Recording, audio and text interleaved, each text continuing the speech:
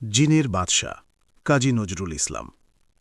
ফরিদপুর জেলায় আড়িয়ল খাঁ নদীর ধারে ছোট্ট গ্রাম, নাম মোহনপুর। অধিকাংশ অধিবাসী চাষি মুসলমান। গ্রামের একটেরে ঘর কতক কায়স্থ, যেন ছোঁয়াচের ভয়েই ওরা একটেরে গিয়ে ঘর তুলেছে।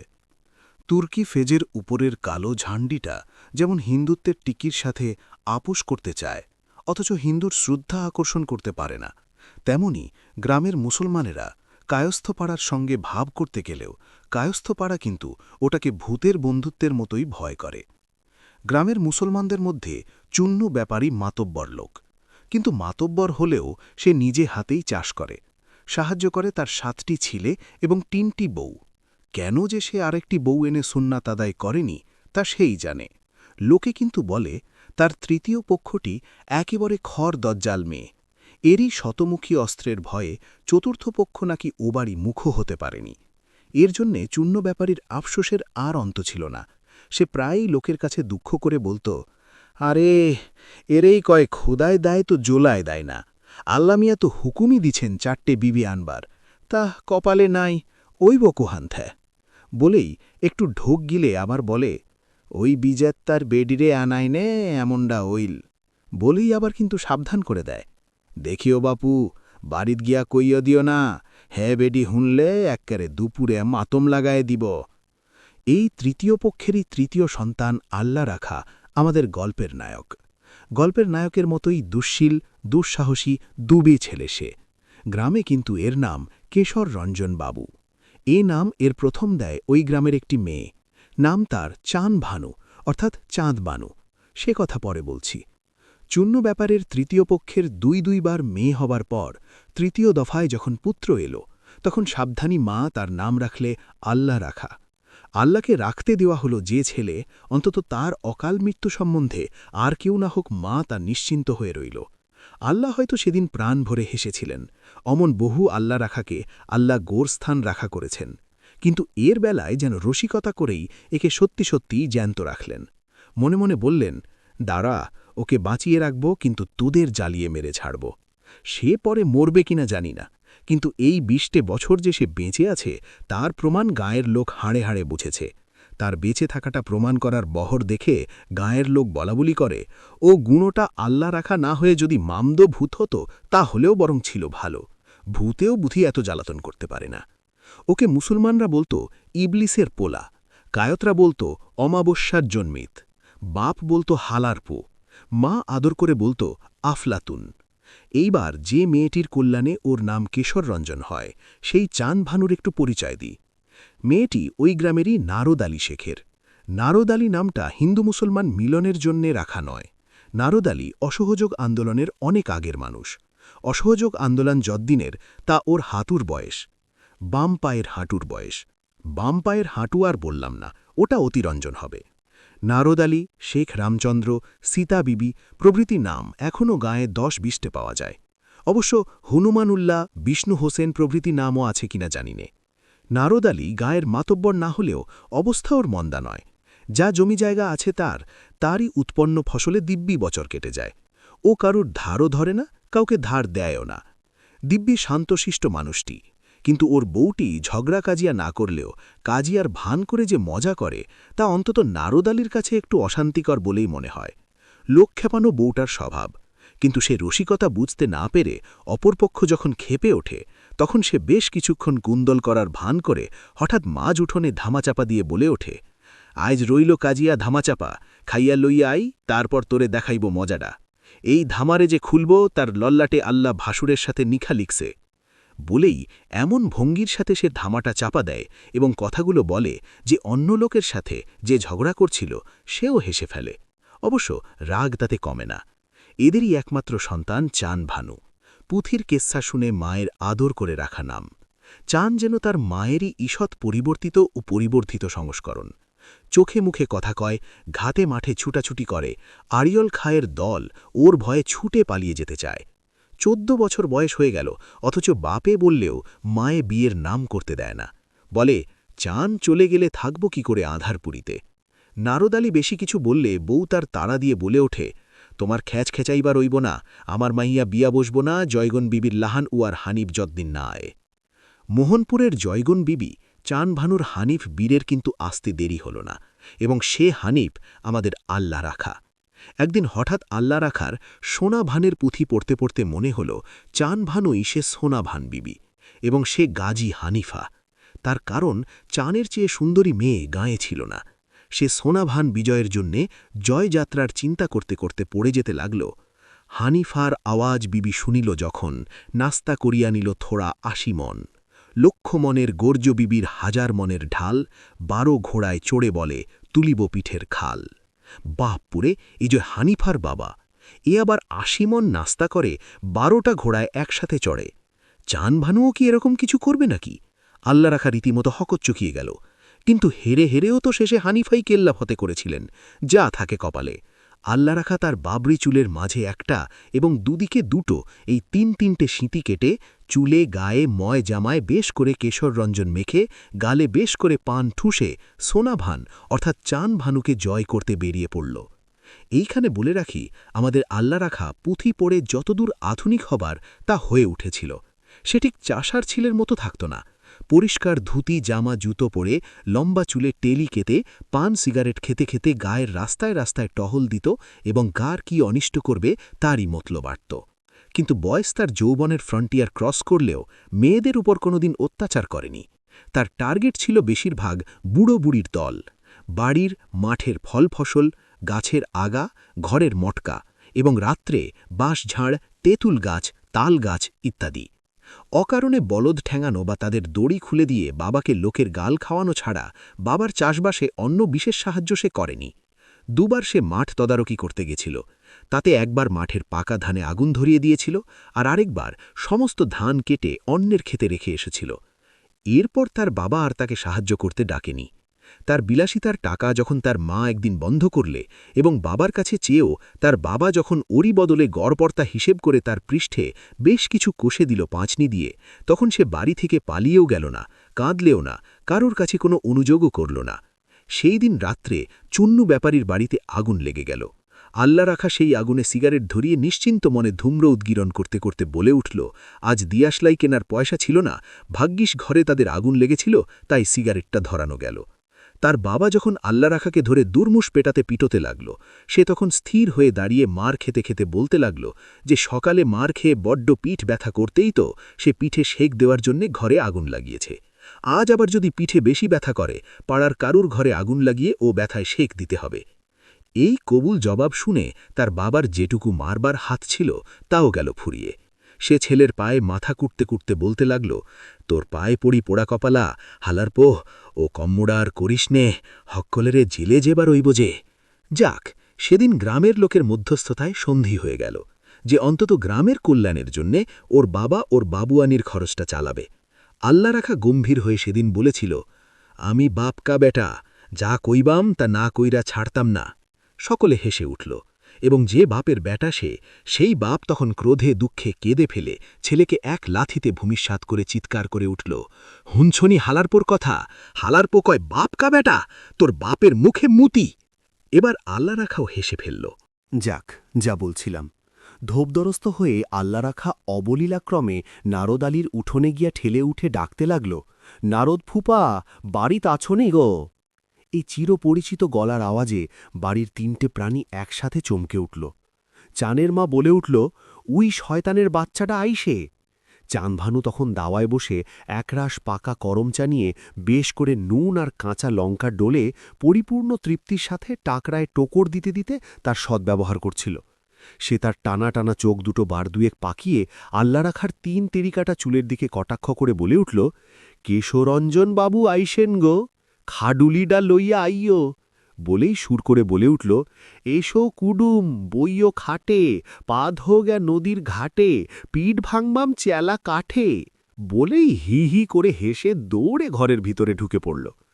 আল্লাহ রাখায় অভিনব অভ্যর্থনার জন্য প্রস্তুত ছিল না। সে রণে ভঙ্গ দিল। মোহনপুরের হানিফের এই প্রথম পরাজয়। এই কথাটা চানভানুর মায়ের মুখ হতে মুখান্তরে ফিরে গ্রামময় রাষ্ট্র হয়ে গেল। এরপর থেকেই আল্লাহ রাখাকে দেখলে সকলে, বিশেষ করে মেয়েরা বলে উঠত, উই কেশরঞ্জন বাবু আইত্তাছেন। অপমান করলে চানভানু এবং আল্লারাখা তার শোধ তুললে সারা গাঁয়ের লোকের উপর। আল্লারাখা পান সিগারেট খাইয়ে গাঁয়ের কয়েকটি ছেলেকে তালিম দিয়ে দিয়ে প্রায় তৈরি করে এনেছিল। তাদেরই সাহায্যে সে রাত্রে সে গ্রামের প্রায় সকল ঘরের দোরের সামনে যে সামগ্রী পরিবেশন করে এলো তা দেখলেই বমি আসে, শুঁকলে তো কথাই নেই। গ্রামের লোক বহু গবেষণাতেও স্থির করতে পারলে না অত কলেরার রোগী কোত্থেকে সে রাত্রে গ্রামে এসেছিল। তাছাড়া তেঁতুল পাতা খেয়ে যে মানুষের বদহজম হয় এও তারে জানা ছিল না। গোবর, নরবর ও পচানি ঘাটার সাথে গাঁদাল পাতার সংমিশ্রণের হেতু না হয় বোঝা গেল, কিন্তু ও মিক্সচারের সাথে তেঁতুল পাতার সম্পর্ক কি? কিন্তু এ রহস্য ভেদ করতে তাদের দেরি হল না। যখন তারা দেখল আর সব দ্রব্য অল্প আয়াসে উঠে গেলেও তেঁতুল পাতা কিছুতেই দৌড় ছেগে উঠতে চাইল না। বহু সাধ্য সাধনায় বিফলকাম হয়ে দোরের মাটি শুদ্ধ কুপিয়ে তুলে যখন তিনতিরিপত্রের হাত এড়ানো গেল, তখন সকলে এক ভাগচে বললে, না, ছেলের বুদ্ধি আছে বটে। তেঁতুল পাতার যে এত মাধ্যাকর্ষণ শক্তি তা সেদিন প্রথম গ্রামের লোক অবগত হল। সারা গ্রামে মাত্র একটি বাড়ি সেদিন এই অপদেবতার হাত থেকে রেহাই পেল, সে চানভানুদের বাড়ি। নিজের বাড়িকেও যে রেহাই দেয়নি, সে যে কেন বিশেষ করে চানভানুরই বাড়িকে উপেক্ষা করলে এর অর্থ বুঝতে অন্তত চানভানুর আর তার মার বাকি রইল না। সে যেন বলতে চায়, দেখলে তো আমার প্রতাপ, ইচ্ছে করলেই তোমার অপমানের প্রতিশোধ নিতে পারতাম, কিন্তু নিলাম না, তোমাকে ক্ষমা করলাম। এই কথা ভাবতে ভাবতে পরদিন সকালে চানভানু হঠাৎ কেঁদে ফেললে। ক্রোধে অপমানে তার শুক্লপক্ষের চাঁদের মতো মুখ কৃষ্ণপক্ষের উদয় মুহূর্তের চাঁদের মতো রক্তাভ হয়ে উঠল। তার মা মেয়েকে কাঁদতে দেখে অস্থির হয়ে বলে উঠল, চান, কাঁদছিস কি এর লাইগে রে? তোর বাপে বকছে? চানভানুর বাপমায়ের একটিমাত্র সন্তান বলে যেমন আদুরে তেমনি অভিমানী। তার মা মনে করলে ওর বাবা বুঝি মাঠে যাবার আগে মেয়েকে কোনো কারণে বকে গেছে।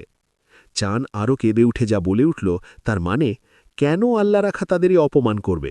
সকলের বাড়িতে অপকর্মের কীর্তি রেখে ওদেরে বাদ দিয়ে সে গ্রামবাসীকে জানাতে চায় সে ওদের উপেক্ষা করে, ক্ষমার হোরা। এর চেয়ে ওর অপমান যে ঢের ভালো ছিল। মা মেয়েকে অনেকক্ষণ ধরে বুঝালো, কাল অমন করে ওকে অভ্যর্থনা করার দরুনই সে এসব করেছে তাও বলল। চানভানুর মন কিন্তু কিছুতেই আর প্রসন্ন হয়ে উঠল না। আল্লারাখা কাঁটার মতো তার মনে এসে বিঁধতে লাগল। আল্লারাখা হানিফের মতোই তীরন্দাজ, তার প্রথম তীর ঠিক জায়গায় গিয়ে বিঁধেছে। সেদিন দুপুরে যখন চানভানু আড়িয়ল খাতে স্নান করতে যাচ্ছিল, তখন তার ম্লান মুখ দেখে আল্লারাখা যেমন বিজয়ের আনন্দে নেচে উঠল, তেমনি তার বুকে কাঁটার মতো কি একটা ব্যথা যেন খচ করে উঠল। আহা, ওর মুখ মলিন না, চানভানু ও সোনাভানের মতো তীর ছুটতে জানে, তারও অলক্ষ লক্ষ ঠিক জায়গায় এসে বিঁধল। আল্লারাখার চোখে চোখ পড়তেই ম্লানমুখী চানভানুর হঠাৎ হাসি পেয়ে গেল। এ হাসির জন্য সে একেবারে প্রস্তুত ছিল না। এত বড় শয়তানের এমন চুনি বিল্লির মতো মুখ, এতে তো মরা মানুষেরও হাসি পায়। কিন্তু হেসেই সে লজ্জায় রাঙা হয়ে উঠল। এ হাসির যদি আল্লারাখা অন্য মানে করে বসে, ছি ছি ছি ছি ছি। কিন্তু চানভানুকে এ লজ্জার দায় বেশিক্ষণ পোহাতে হল না। ওর হাসির ছুরি একটু চিকচিকিয়ে উঠতেই আল্লারাখা রণে পৃষ্ঠভঙ্গ দিল। সে মনে করল এ হাসির বিজলির পরেই বুঝি ভীষণ বজ্রপাত হবে। চাঁদ দেখতে পেল অদূরে বিরাট বহুকালের পুরানো অশ্বত্থ গাছে আল্লারাখা তরতর করে উঠে একেবারে আগ ডালে গিয়ে বসল। কি ভীষণ ছেলে বাবা! ও গাছে যে সাপ আছে সবাই বলে, যদি সাপে কামড়ে দেয়, যদি ডাল ভেঙে পড়ে যায়। চানভানু খানিক দাঁড়িয়ে ওর কীর্তিকলাপ দেখে এই ভাবতে ভাবতে নদীর জলে স্নান করতে নামল। নদীতে নেমেই তার মনে হল, ছি ছি, সে করেছে কি? কেন সে ওই বাঁদরটাকে অতক্ষণ ধরে দাঁড়িয়ে দাঁড়িয়ে দেখল? ও যে আস্কারা পেয়ে মাথায় চড়ে বসবে, না জানি সে এতক্ষণ কি মনে করছে। তার আর সেদিন ছাতার কাটা হল না। আড়িয়লখার জল আজ কেমন যেন হাঁফ ছেড়ে বাঁচল।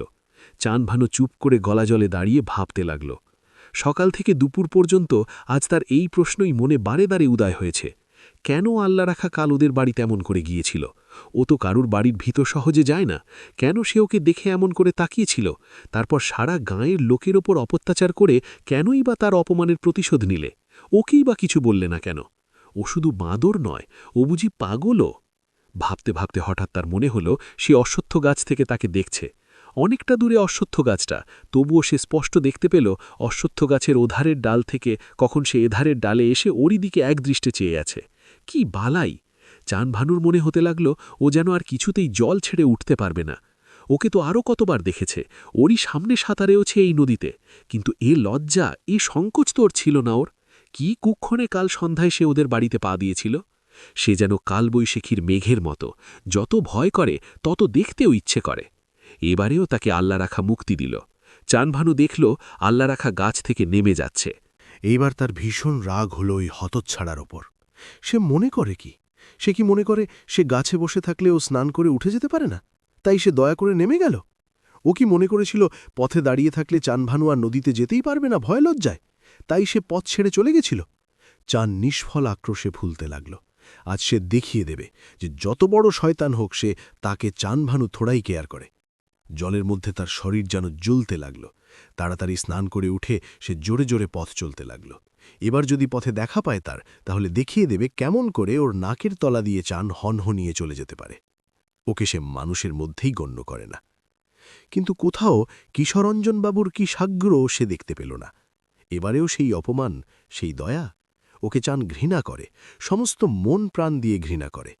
কিন্তু এ কি, ওকে একটু অপমান করতে পারল না বলেই কি মনটা এমন হঠাৎ মলিন হয়ে উঠল? ওকে পথে দেখতে পেল না বলে মনটা ক্রমে অপ্রসন্ন হয়ে উঠল কেন? যে জোরে সে নলি থেকে আসছিল, পায়ের সে জোর গেল কোথায়? কি হলো আজ জানের? ওর ঘাড়ে কি তবে ভূত চাপল? পঞ্চস্বরের ঠাকুরটির স্বরে কেউটে সাপের মতোই হয়তো তীব্র বিষ মাখানো থাকে। স্বর বিধবা মাত্র এ বিষ সঙ্গে সঙ্গে সারা শরীর ছেয়ে মাথায় গিয়ে ওঠে। নইলে এই কয়েক ঘণ্টার মধ্যে চানের অবস্থা এমন সঙ্গীন হয়ে উঠত না।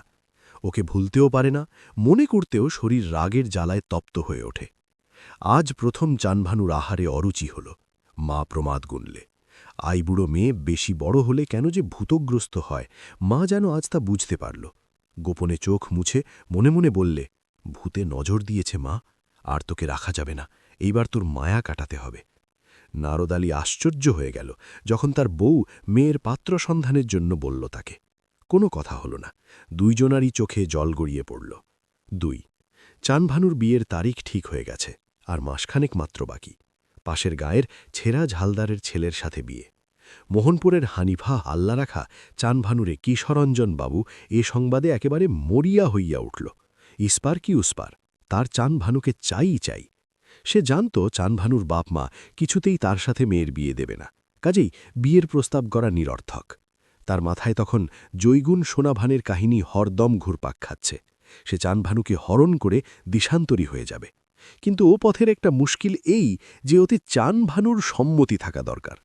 কি করে ওর সম্মতি নেওয়া যায়?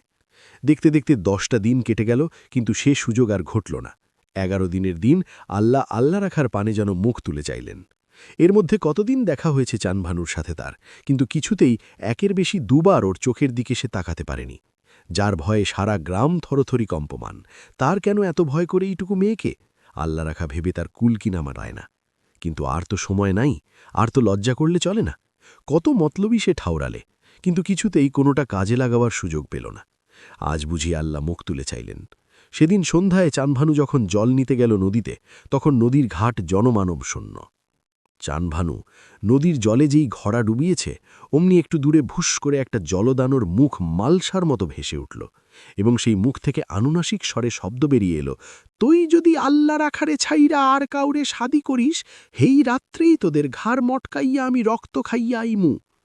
ওই স্বর এবং ওই ভীষণ মুখ দেখে চান একবার মাত্র মাগো বলে জলেই মূর্ছিত হয়ে পড়ে গেল।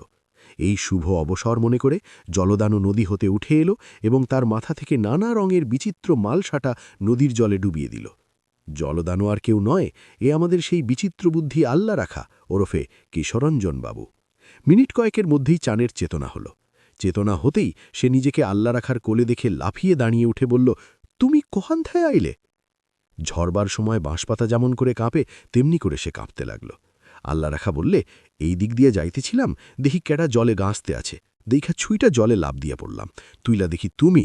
আল্লাহ রে আল্লাহ, খোদাই আনছিল আমার এই পথে, না হলে কি হইত? কি হইছিল তোমার? 2 চোখ ভরা কৃতজ্ঞতার অশ্রু নিয়ে চানভানু আল্লাহ রাখার মুখের দিকে চেয়ে রইল। তারপর জলদানোর বাণীগুলি বাদ দিয়ে বাকি সব ঘটনা বললে। আল্লাহ রাখা যখন চানভানুকে তাদের বাড়ি পৌঁছে দিয়ে সব কথা বলল, তখন তাদের বাড়িতে হুইচই পড়ে গেল। চানভানুর বাপমা কাঁদতে কাঁদতে প্রাণ ভরে আল্লাহ রাখাকে আশীর্বাদ করল। আল্লাহ রাখা তার উত্তরে শুধু চানভানুর দিকে তাকিয়ে হেসে বললে, কেমন, তোমার কেশরঞ্জন বাবুর পিঠ ভাঙবানি চেলাকাট দিয়ে? আজ হঠাৎ যেন খুশির উথলে উঠেছিল চানভানুর মনে। এই খুশির মুখে হঠাৎ তার মুখ ফসকে বেরিয়ে গেল, খোদাই যদি হেই দিন দেয় ভাঙবাম পিঠ। বলেই কিন্তু লজ্জায় তার মাটির ভিতরে মুখ লুকিয়ে মরতে ইচ্ছা করতে লাগল। ও কথার অর্থ তো আল্লাহ রাখার কাছে অবদ্ধ নয়, কিন্তু সেদিন তো খোদা দেবেন না। 20 দিন পরে যে সে হালদার বাড়ির বউ হয়ে চলে যাচ্ছে, এ কি করল সে? সে দৌড়ে ঘরে ঢুকে বিছানায় মুখ গুজে শুয়ে পড়ল। তার কেবলই ডুকরে ডুকরে কান্না পেতে লাগল। আল্লাহ রাখাও সেই মুহূর্তে উধাও হয়ে গেল। চানভানুর বাপমা মুখ চাওয়াচাওয়ি করতে লাগল। এ কি হল? এ কির মানে? আল্লাহ রাখা আনন্দে প্রায় উন্মাদ হয়ে নদীর ধারে ছুটে গেল। তখন চতুর্দশীর চাঁদ উঠেছে আকাশের সীমানা আলো করে। আল্লাহ রাখার মনে হল ও চাঁদ নয়, ও চাঁদ ভানু, ওরই মনের আকাশে আলো করে উঠেছে আজ সে। রাত্রি 10টা পর্যন্ত নদীর ধারে বসে বসে তারস্বরে চিৎকার করে সে গান করল। তারপর বাড়ি ফিরে সে ভাবতে লাগল, শুধু জলদানুর কথা নয়, জলদানু যা যা বলেছে সে কথাগুলো চাঁদ নিশ্চয়ই তার বাপমাকে বলেছে। কালই হয়তো সে সম্বন্ধ ভেঙে দিয়ে ওর বাপমা আমাদের বাড়িতে এসে বিয়ের কথা পারবে। আর তা যদি না করে, নদীতে যদি আর না যায়, ডাঙার ভূত তো বেঁচে আছে। কিন্তু আরও 2 দিন পেরিয়ে গেলেও যখন সেরকম কোনো কিছু ঘটল না, তখন আল্লাহ রাখার বুঝতে বাকি রইল না যে চানভানুর লজ্জায় বা কোনো কারণে জলদানুর উপদেশগুলো তার বাপমাকে জানায়নি।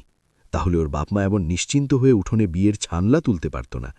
বিফলতার আক্রোশে ক্রোধে সে পাগলের মতো হয়ে উঠল। আর দেরি করলে সব হারাবে সে। এইবার ভূতেদের মুখ দিয়ে সোজা ওর বাপমাকেই সব কথা জানাতে হবে। সেদিন গভীর রাত্রে একটা অদ্ভুত রকমের কান্নার শব্দে নারদ আলীদের ঘুম ভেঙে গেল। মনে হলো ওদেরই উঠোনেকে যেন বিনিয়ে বিনিয়ে কাঁদছে। নারদ আলী মনে করলে আজও বুঝি পাশের বাড়ির শোভান তার বউকে ধরে ঠেঙেছে। সেই বউটা ওদের বাড়ি এসে কাঁদছে। তবু সে একবার জিজ্ঞাসা করলে, ক্যাড়া কাঁদে গো, বদনার মা নাকি? কোনো উত্তর এলো না, তেমনি কান্না। কেরোসিনের ডিবাটা হাতে নিয়ে নারদ আলী বাইরে বেরিয়েই আল্লাগো বলে চিৎকার করে ঘরে ঢুকে খিল লাগিয়ে দিল। চানের মা কম্পিত কণ্ঠে জিজ্ঞাসা করলে, কি গো, কি হলো, কে? নারদ আলী আর উত্তর না দিয়ে 105 ডিগ্রির জ্বরের ম্যালেরিয়া রুগীর মতো ঠকঠক করে কাঁপতে কাঁপতে কেবলই কুলহু আল্লাহ পরে বুকে ফুঁ দিতে লাগল। তার মাথার চুলগুলো পর্যন্ত তখন ভয়ে সজারুর কাঁটার মতো খাড়া হয়ে উঠছে। যত হি হি হি হি হি করে, তত তওবা আস্তাগফার পড়ে, তত সে আল্লাহর নাম নিতে যায়, কিন্তু আল্লাহর ল পর্যন্ত এসে ভয়ে জিভে জড়িয়ে যায়। চানভানুর ততক্ষণে ঘুম ভেঙে গেছে, কিন্তু ভূতের নাম শুনে সে বিছানা কামড়ে ভয়ে মৃতপ্রায় হয়ে পড়ে আছে। অনেকক্ষণ পরে একটু প্রকৃতিস্থ হয়ে নারদ আলী বলতে লাগল, আল্লাহ রে আল্লাহ, নাকে কানে হাত দিয়ে তবা আস্তাগফারুল্লাহ, তবা তবা, আউজুবিল্লাহ। নাউজুবিল্লাহ নয়, বিসমিল্লাহ। আরে আমি বানাইয়া দেখি তাল গাছের লান একটা বুড়া মাথায় পগ্য বাইন্দা খাড়াই আছে, 10 হাত লম্বা তার দাড়ি। আল্লাহ রে আল্লাহ, ও জিনের বাদশাহী ছিল আমাগো বাড়িত।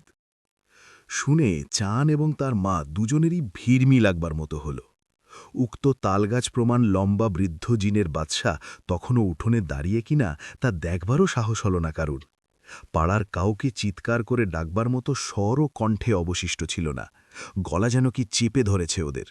তার ওপরে লোক ডাকলে যদি জিনের বাদশা চটে যায়, ওরে বাপরে, তাহলে আর রক্ষে আছে? 3 জনে বাতি জ্বালিয়ে বসে বসে কাঁপতে কাঁপতে আল্লাহর নাম জপতে লাগল। জিনের বাদশা সে রাত্রে আর কোনো উপদ্রব করলেন না। আস্তে আস্তে জিনের বাদশা সামনের আমবাগানে ঢুকে ইশারা করতেই 3-4টি বিচিত্র আকৃতির ভূত বেরিয়ে এলো। তারা জিনের বাদশার বেশবাস খুলে নিতে লাগল। সে বেশ এই রূপ ছিল। প্রকাণ্ড দীর্ঘ একটা বাঁশের সাথে স্বল্পদীর্ঘ আর একটা বাঁশ আড়াআড়ি করে বাঁধা। দীর্ঘ বাঁশটার আগায় একটা মালসা বসিয়ে দেওয়া। সে মালসায় নানারকম কালি দিঠে বিভৎস রকম একটা মুখ আঁকা। সেই মালসার ওপর একটা বিরাট পাগড়ি বাঁধা। মালসার মুখে পাট দিয়ে তৈরি একটা লম্বা দাড়ি ঝুলানো। আড়াআড়ি বাঁশটা যেন ওর হাত, সেই হাতে 2টো কাপড় পিরানের ঝোলা হাতের মতো করে বেঁধে দেওয়া।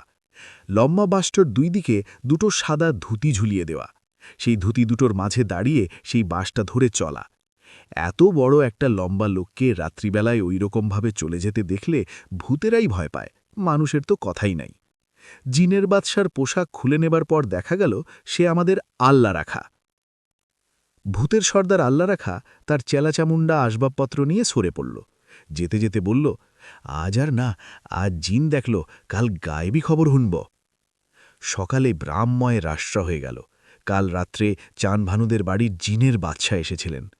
নারদ আলী বলেছিল তালগাছের মতো লম্বা, কিন্তু গায়ের লোক সেটাকে বাড়িয়ে বাড়িয়ে আসমান ঠেকা করে ছাড়লে। মেয়েরা বলতে লাগল, আইব না, এত বড় মাইয়া বিয়া না দিয়া থুইলে জিন আইব না। কেউ কেউ বলল, চানুর এত রূপ দেখে ওর ওপর জিনের আসক হয়েছে, ওর ওপর জিনের নজর আছে। আহা, যে বেচারার বিয়ে হবে ওর সাথে তাকে হয়তোবা বাসর ঘরেই মোটকে মারবে। সেদিন সারাদিন মোল্লাজি এসে চানভানুর বাড়িতে কোরআন পড়লেন। রাত্রে মৌলুদ শরীফ হল। বলা বাহুল্য, ভূতেরাও এসে মৌলুদ শরীফে শরিক হয়ে সিন্নি খেয়ে চলে গেল। সেদিন রাত্রে শোভান এবং আরও দু-একজন ওদের বাড়িতে এসে শুয়ে থাকল। গভীর রাত্রে বাড়ির পেছনের তালগাছে একটা বাঁশি বেজে উঠল। ঘুম কারুরই আইনি ভয়। সকলে জানলা দিয়ে দেখতে পেল তালগাছটায় ওপর থেকে প্রায় ২০ হাত লম্বা কালো কুচকুচে একটা পা নিচের দিকে নামছে। খড়খড় খড়খড় করে তালগাছের পাতাগুলো নড়ে উঠল। সাথে সাথে ঝরঝর ঝরঝর করে এক রাশ ধুলোবালি তালগাছ থেকে নারদালির টিনের চালের ওপর পড়ল। সঙ্গে সঙ্গে পাশের ৬-৭টা সুপারি গাছ একসঙ্গে ভীষণভাবে দুলতে লাগল, যেন ভেঙে পড়বে, অথচ গাছে কিছু নেই। এরপরে কি হয়েছিল তার পরদিন সকালে আর কেউ বলতে পারল না। তার কারণ ওইটুকু পর্যন্ত দেখার পর ওরা ভয়ে বোবা, কালা এবং অন্ধ হয়ে গেছিল। এরপরেও যেটুকু জ্ঞান অবশিষ্ট ছিল তা লোপ পেয়ে গেল যখন একটা কৃষ্ণকায় বেড়াল তালগাছ থেকে তাদের জানলার কাছে এসে পড়ল। সেই দিন রাত্রে ভূতেদের কমিটি এই সিদ্ধান্তে উপনীত হল যে আর ওদের ভয় দেখানো হবে না ২-৪ দিন, তাহলে ওরা গাঁ ছেড়ে পালিয়ে যেতে পারে। তালগাছ থেকে আনা ভূতের পা বা কালো কাপড় মোড়া বংশদণ্ডটা নাড়তে নাড়তে ভূতেদের সর্দার আল্লা রাখা বললে, আমি এই বুদ্ধি ঠাওড়াইছি। ভূতের দল উদ্গ্রীব হয়ে উঠল শোনবার জন্য। আল্লা রাখা যা বলল তার মানে সে ঠিক করেছে কলকাতা থেকে একটা চিঠি ছাপিয়ে আনবে, আর সেই চিঠি আরেকদিন স্বয়ং জিনের বাদশাহ নারদালির বাড়িতে দিয়ে আসবে। বাস, তাহলেই কেল্লা ফতে। এই সব ব্যাপারে চানভানুর বিয়ের দিন গেল আরও মাসখানেক পিছিয়ে। নানান গ্রামের পিশাচ সিদ্ধ, মন্ত্রসিদ্ধ গুণীরা এসে নারদালির বাড়ির ভূতের উপদ্রব বন্ধ করার জন্য উঠে পড়ে লেগে গেল। চারপাশের গ্রামে একটা হইচই পড়ে গেল। ৭-৮ দিন ধরে যখন আর কোনো উপদ্রব হল না, তখন সবাই বললে এইসব তন্ত্রমন্ত্রের চোটেই ভূতের পোলারা ল্যাজ তুলে পালিয়েছে। যাক, নিশ্চিন্ত হওয়া গেল। এদিকে দ্বিতীয় দিনের ভৌতিক ক্রিয়াকাণ্ডের পরদিন সকালে আল্লা রাখা কলকাতার পুঁথিছাপা এক প্রেসের ঠিকানা সংগ্রহ করে সেখানে বহু মুসাবিদার পর নিম্নলিখিত চিঠি ও তার যা ছাপা হবে কপি পাঠিয়ে দিল। প্রেসের ম্যানেজারকে লিখিত চিঠিটি এই: শ্রী শ্রী হক নাম ভরসা। মহাশয়, আমার এই লেখাখানা ভালো ও উত্তম রূপে ছাপাইয়া দিবেন। আর যদি গরিবের পত্রখানা পাইয়া ৩-৪ দিনের মধ্যে ছাপাইয়া না দিবেন, আর যদি গবিলতি করেন, তাহলে ঈশ্বরের কাছে ঠেকা থাকিবেন। আর ছাপিবার কত খরচ হয় তাহা লিখিয়া দিবেন। হুজুর ও মহাশয় গবিলতি করিবেন না। আর এমন করিয়া ছাপাইয়া দিবেন, চারিদিক দিয়া ফেসেং ও অতি উত্তম কাগজে ছাপাইবেন। ইতি সন ১৩৩০ সাল ১০ বৈশাখ। আমাদের ঠিকানা আল্লা রাখা ব্যাপারী ওরফ কেশর রঞ্জন বাবু, তাহার হতে পৌঁছে, সাং মোহনপুর, পো ড্যামুডা, জিং ফরিদপুর, যেখানে আরিয়ল খাঁ নদী সেইখানে পৌঁছে। চিঠির সাথে জিনের বাদশাহ যে গৈবী বাণী ছাপতে দিল তা এই: বিসমিল্লাহ, আল্লাহু আকবর, লা ইলাহা ইল্লাল্লাহ। গায়েব। হে নারদ আলী শেখ, তোরে ও তোর বিবিরে বলিতেছি, তোর মেয়া চান ভানুরে চুন্নু ব্যাপারীর পোলা আল্লা রাখার কাছে বিবাহ দে। তারপর তোরা যদি না দেশ তবে বহুত ফেরেরে পড়িবি। তোরা যদি আমার এই পত্রখানা পড়িয়া চুন্নু ব্যাপারীর কাছে তোরা যদি প্রথম কস, তবে সে বলিবে, কি এরে এইখানে বিবাহ দিবি? তোরা তবু ছাড়িস না। তোরা একদিন আল্লা রাখারে ডাকিয়া আনিয়া আরেকজন মুন্সি আনিয়া কলেমা পড়াইয়া দিবি। খবরদার, খবরদার, হুঁশিয়ার। আমার এই পত্রের ওপর ঈমান না আনিলে কাখের হইয়া যাইবি। তোর আল্লা রাখার কাছে বিবাহ দেশ, বিবাহের শেষে স্বপনে আমার দেখা পাইবি। চানভানু আমার ভইনের লাহান, আমি উহারে মালমাত্তা দিব। দেখ, তোরে আমি বারবার বলিতেছি, তোর মেয়ার আল্লা রাখা সেমরার কাছে শাদী বহিবার একান্ত ইচ্ছা। তবে যদি এই বিবাহ না দেশ, তবে শেষে আলামত দেখিবি। ইতি জিনের বাদশাহ গায়েবুল্লাহ। এই কপির কোনাতেও বিশেষ করে সে অনুরোধ করে দিল যেন ছাপার চারি কিনারে ফেসেং হয়। কলকাতা শহর, টাকা দিলে নাকি বাঘের দুধও পাওয়া যায়। এই গৈবী বাণীও ৮-১০ দিনের মধ্যে প্রেস থেকে ছাপিয়ে এলো। আল্লা রাখার আর আনন্দ ধরে না। আবার ভূতের কমিটি বসল। ঠিক হলো সেই রাতেই ছাপানো গৈবী বাণী নারদ আলীর বাড়িতে রেখে আসতে হবে। জিনের বাদশার সেই পোশাক পরে আল্লা রাখা যাবে ওদের বাড়িতে। যদি কেউ জেগে ওঠে, ওই চেহারা দেখে তার দাঁতে দাঁত লাগতে দেরি হবে না। সেদিন রাত্রে জিনের বাদশার গৈবিবাণী বিনা বাধায় চালের মটকা ভেদ করে চাঁদভানুর বাড়ির ভিতরে গিয়ে পড়ল। সকাল হতে না হতেই আবার গ্রামে হইচই পড়ে গেল। নারদ আলী ভীষণ ফাঁপড়ে পড়ল। জিনের বাদশার হুকুম মতে বিয়ে না দিলেই নয় আল্লাহ রাখার সাথে, ওদিকে কিন্তু সিরাজ হালদারও ছাড়বার পাত্র নয়। ভূত জিন পরি এত রটনা সত্ত্বেও সিরাজ তার চুলেকে এই মেয়ের সাথেই বিয়ে দেবে দৃঢ়পণ করে বসেছিল। মাঝগাঁও এবং মোহনপুরের কোনো লোকই তাকে টলাতে পারেনি। সে বলে, খোদায় যদি হায়াত দেয়, আমার পোলারে কোনো হালা ভূতের পোলাম মারবার পারব না। একদিন তো ওরে মরবারই হোজে, ওর কপালে যদি ভূতের হাতেই মরণ লেখা থায়, তারে খণ্ডাইবে কেডা।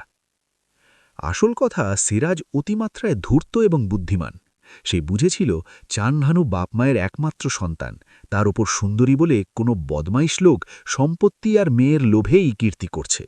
অবশ্য ভূত যে সিরাজ বিশ্বাস করত না বা তাকে ভয় করত না এমন নয়, তবে সে মনে করছিল যে লোকটাই কীর্তি করছে সে নিশ্চয়ই টাকা দিয়ে কোনো পিশাচ সিদ্ধ লোককে দিয়ে এই কাজ করাচ্ছে। কাজে বিয়ে হয়ে গেলে অন্য আরেকজন পিশাচ সিদ্ধ গুণীকে দিয়ে এসব ভূত তাড়ানো বিশেষ কষ্টকর হবে না। এত জমির ওয়ারিশ হয়ে আর কোন মেয়ে তার গুণধর পুত্রের জন্য অপেক্ষা করে বসে আছে? সিরাজের পুত্র পিতার মতোই সাহসী, চতুর এবং সেয়ানা। সে মনে করেছিল বিয়েটা হয়ে যাক, তারপর ভূতটুতগুলো ভালো করে গুণী দিয়ে ছাড়িয়ে পরে বউয়ের কাছে ঘেঁষবে। তারা বাপ বেটায় পরামর্শ করে ঠিক করল শুধু বিয়েটা হবে ওখানে গিয়ে। রুয়াত বা শুভ দৃষ্টিটা কিছুদিন পরে হবে এবং শুভ দৃষ্টির পরে ওরা বউ বাড়িতে আনবে। রুয়াত না হওয়া পর্যন্ত চাঁদভানু বাপের বাড়িতেই থাকবে। নারদ আলী সিরাজ হালদারকে একবার দিকে পাঠালো তার কাছে। পাশেই গ্রাম। খবর শুনে তক্ষুনি সিরাজ হালদার এসে হাজির হল। ছাপানো গুইবি বাণী পড়ে সে অনেকক্ষণ চিন্তা করল। তারপর স্থির কণ্ঠে সে বলে উঠল, তুমি যাই ভাবো বেয়াই, আমি কইতাসি এ গায়েবের খবর না, এ ওই হালার পোলা আল্লাহ রাখার কাজ। হালা কোনো ছাপাখানা থেইয়া ছাপাইয়া আনছে। জিনের বাচ্চা তোমারে ছাপাইয়া চিঠি দিব কেন? জিনের বাচ্চারে আমি সালাম করি, কিন্তু বেয়াই এ জিনের বাচ্চা কাম না। ওই হালার পোলা হালার কাম যদি না হয় আমি 50 জুতা খাইমো। সত্যিই তো, এই দিকটা তো ভেবে দেখেনি ওরা, কিন্তু জিনের বাচ্চাকে তো সে নিজে চোখে দেখেছে। ওরে বাপরে, ঘর সমান উঁচু মাথা, এক কোমর দাড়ি, মাথায় পাগড়ি। সে অনেক অনুরোধ করল সিরাজ হালদারকে, হাতে পায়ে পর্যন্ত পড়ল, তবু তাকে নিরস্ত্র করতে পারল না। সিরাজ বলল, মরলে তারই ছেলে মরবে, এতে নারদ আলীর ক্ষতিটা কি? শেষে যখন সিরাজ ক্ষতিপূরণের দাবি করে চুক্তিভঙ্গের নালিশ করবে বলে ভয় দেখাল, তখন নারদ আলী হাল ছেড়ে দিল। চাঁদভানুর মা এতদিন কোনো কথা বলেনি। তার মুখে আর পূর্বের হাসি রসিকতা ছিল না। কি যেন অজানা আশঙ্কায় এবং এইসব উপদ্রবে সে একেবারে মুষড়ে পড়েছিল। মা মেয়ে ঘর ছেড়ে আর কোথাও বেরোত না। জলদানো দেখার পর থেকে মেয়েকে জল তুলে আনতে মা, তাতেই চান নাই তো, আর সে নদীমুখ হয়নি। তাবিজে কবজে চানের হাতে কোমরে গলায় আর জায়গা ছিল না। শোলা বেঁধে যেন ডুবন্ত জাহাজকে ধরে রাখার চেষ্টা। চানও দিন দিন শুকিয়ে ম্লান হয়ে উঠেছিল। সকলের কাছে শুনে শুনে তারও বিশ্বাস হয়ে গেছিল তার ওপর জিন বা আসেবের ভর হয়েছে। ভয়ে দুর্ভাবনায় তার চোখের ঘুম গেল উড়ে, মুখের হাসি গেল মুছে। খাওয়া পড়া কোনো কিছুতেই তার কোনো মন রইল না। কিন্তু এত বড় মজার ভূত, ভূতই যদি তার উপর ভর করবে, তবে সে ভূত আল্লাহ রাখার কথা বলে কেন? ভূতে তো এমনটি করে না কখনো। সে নিজেই আগলে থাকে যার উপর ভর করে। তবে কি এ ভূত আল্লাহ রাখার পোষা, না সে নিজেই এই ভূত? এত অশান্তি দুশ্চিন্তার মাঝেও সে আল্লাহ রাখাকে কেন যেন ভুলতে পারে না।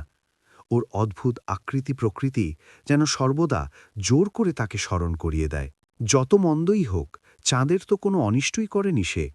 অথচ কি দুর্ব্যবহারী না চাঁদ করেছে ওর সাথে। ওর মনে পড়ে গেল এর মাঝে একদিন পাড়ার অন্য একটি বাড়ি থেকে নিজেদের বাড়ি আসবার সময় আল্লাহ রাখাকে সে পড়ে ছটফট করতে দেখেছিল। রাস্তায় আর কেউ ছিল না তখন। সে দৌড়ে তার কাছে গিয়ে কি হয়েছে জিজ্ঞাসা করায় আল্লাহ রাখা বলেছিল তাকে সাপে কামড়েছে। কোনখানে কামড়েছে জিজ্ঞাসা করায় আল্লাহ রাখা তার বক্ষস্থল দেখিয়ে দিয়েছিল। সত্যি তার বুকে রক্ত পড়ছিল। চাঁদভানুর তখন লজ্জার অবসর ছিল না। একদিন তো এই আল্লাহ রাখাই তার প্রাণদান করেছিল নদী থেকে তুলে। সে আল্লাহ রাখার বুকের ক্ষতস্থান চুষে খানিকটা রক্ত বের করে ফেলে দিয়ে আবার ক্ষতস্থানে মুখ দেবার আগে জিজ্ঞাসা করেছিল, কি সাপে কামড়েছে? আল্লাহ রাখার নীরবই চাঁদভানুর চোখ দুটো দেখিয়ে দিয়েছিল। তারপর কেমন করে টলটল করতে চাঁদভানু বাড়ি এসে মূর্ছিত হয়ে পড়েছিল, আজ আর চানের সে কথা মনে নাই। কিন্তু এ কথা চান ভানু আর আল্লাহ রাখা ছাড়া তৃতীয় ব্যক্তি কেউ জানে না। চান ভানু বুঝেছিল প্রতারণা করে আল্লাহ রাখা তার বুকে চানের মুখের ছোঁয়া পেতে ছুরি বা কিছু দিয়ে বুক কেটে রক্ত বের করেছিল। সাপের কথা একেবারেই মিথ্যা। তবু সে কিছুতেই আল্লাহ রাখার ওপর রাগ করতে পারল না। যে ওর একটু ছোঁয়া পাবার জন্য, হোক তা মুখের ছোঁয়া, অমন করে বুক চিরে রক্ত বহাতে পারে, তার চেয়ে ওকে কে বেশি ভালোবাসে বা বাসবে? হয়তো তার হবু শ্বশুর ছেরাজ যা বলে গেল তার সবই সত্য।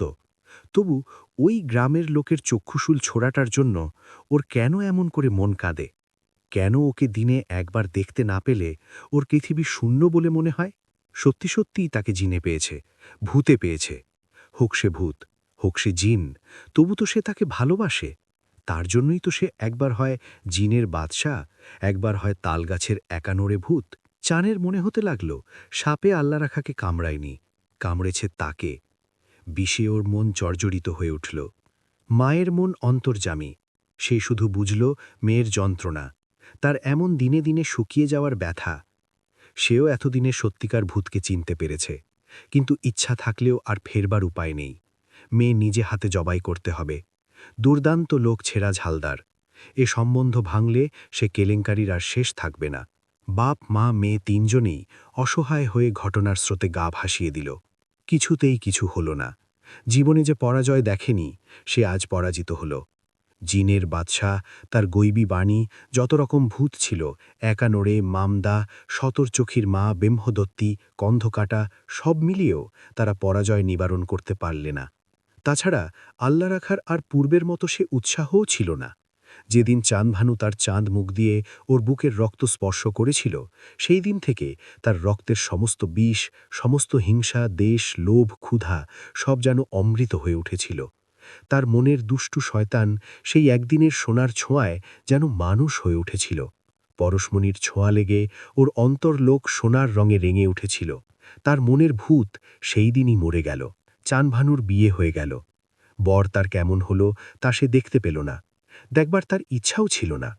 বর ও কুনেকে দেখল না, ভয়ে যদি তার ঘাড়ের জিন এসে তার ঘাড় মোটকে দেয়। ভালো ভালো গুণীর সন্ধানে বর সেই দিনই বেরিয়ে পড়ল। চানভানুর যে রাত্রে বিয়ে হয়ে গেল, তার পরদিন সকালে আল্লাহ রাখার বাপ মা ভাই সকলে আল্লাহ রাখাকে দেখে চমকে উঠল। তার সে বাবরি চুল নেই, ছোট ছোট করে চুল ছাঁটা, পরনে একখানা গামছা, হাতে পাঁচনি, কাঁধে লাঙ্গল। তার মা সব বুঝলে। তার ছেলে আর চানভানুকে নিয়ে গ্রামে যা সব রটেছে সে তার সব জানে। মা নীরবে চোখ মুছে ঘরে চলে গেল। তার বাপ আর ভাইরা খোদার কাছে আল্লাহ রাখার এই সুমতির জন্য হাজার শকুর ভেজল। দূরে হিজল গাছের তলায় আরও দুটি চোখ আল্লাহ রাখার কৃষাণ মূর্তির দিকে তাকিয়ে সেদিনকার প্রভাতের মেঘলা আকাশের মতোই বাষ্পাকুল হয়ে উঠল। সেই চোখ চানভানুর। সে দৌড়ে গিয়ে আল্লাহ রাখার পায়ের কাছে পড়ে কেঁদে উঠল, কে তোমারে এমনটা করল? আল্লাহ রাখা শান্ত হাসি হেসে বলে উঠল, জিনের বাদশাহ।